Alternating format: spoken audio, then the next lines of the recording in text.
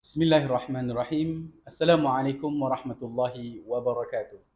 Tuan-tuan dan puan-puan, pada saat ini, pada ketika ini, kita sudah pun berada di 1 Zulhijjah 1443 Hijriah. Tuan-tuan dan puan-puan, ini adalah hadiah daripada Allah Subhanahu Wa Taala untuk kita melaksanakan ataupun menyempurnakan sebanyak-banyak amal soleh, kerana inilah waktunya 10 hari dalam setahun selepas bulan Ramadan. Inilah 10 hari yang sangat-sangat berharga.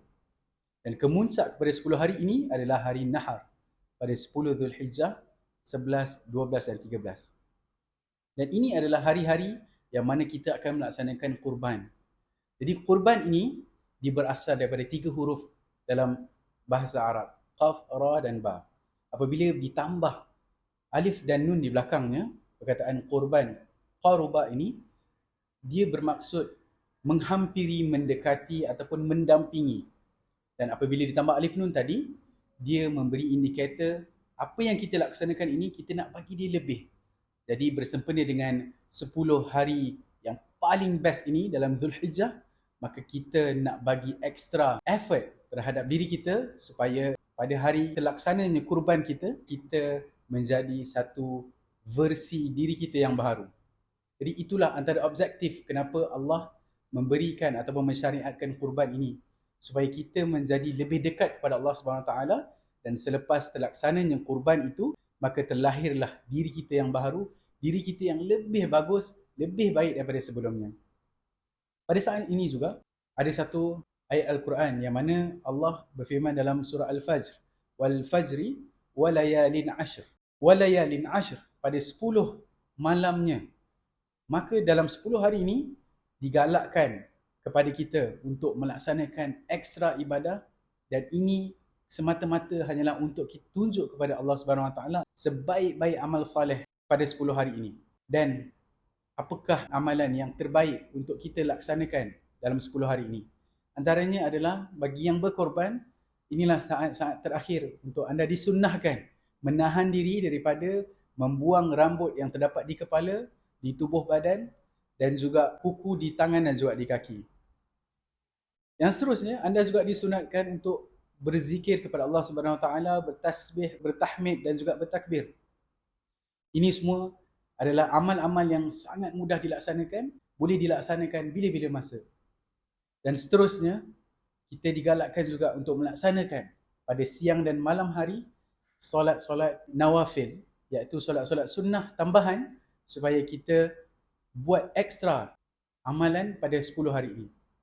Dan seterusnya, sekiranya anda berkemampuan untuk berpuasa di siang hari pada 10 hari ini, maka berpuasalah. Ada hadis Nabi yang mengatakan ada 3 golongan yang tidak akan ditolak doanya. Imam yang adil, orang yang berpuasa, dan juga orang yang dizalimi.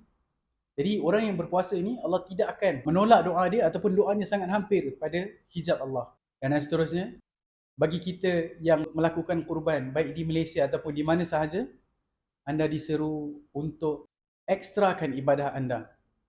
Kenapa saya sebut tadi, kita nak jadi new version of ourselves ataupun the best version of ourselves selepas kurban nanti, ianya bermula dengan kita niatkan kurban bagi yang berkemampuan, dan bagi yang tak berkemampuan, tak mengapa, anda boleh terus melaksanakan ibadah-ibadah sunnah ini supaya kita berbeza dengan orang yang biasa. Tengok kiri dan kanan kita, ada kawan-kawan, mungkin ada kenalan, ada adik-beradik yang setiap harinya akan melaksanakan solat 5 waktu kewajipan dan meninggalkan larangan Allah.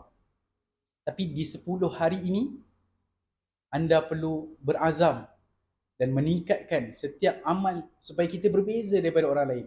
Saya teringat satu cerita, ada seorang ibu nak mendoakan anak dia supaya anak dia lulus exam ataupun lepas interview dapat kerja, sembuh daripada penyakit.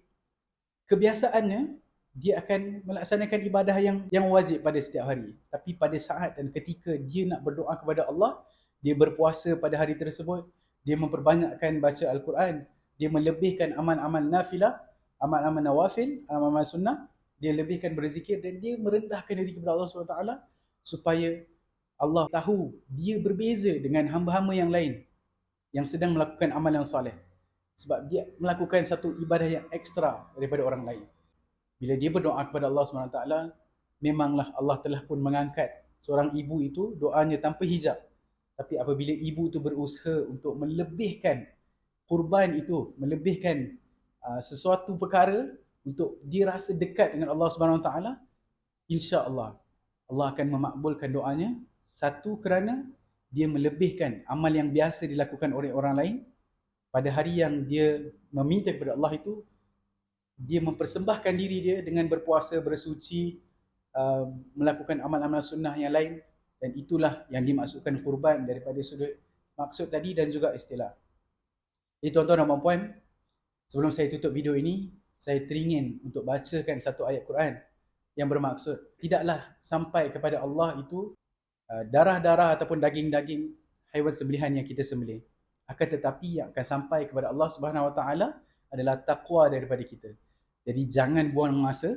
Inilah masanya untuk kita meningkatkan ketakwaan kita kepada Allah Subhanahu Wa Taala dengan memberi ekstra ibadah, ekstra effort. Kita tunjukkan bahawasanya kita sedang mahukan diri yang baru, dan kita doa kepada Allah Subhanahu Wa Taala. Inilah waktunya untuk kita persembahkan kurban kita kepada Allah Subhanahu Wa Taala. Wabillahi taufiq wal hidayah. Wassalamualaikum warahmatullahi wabarakatuh.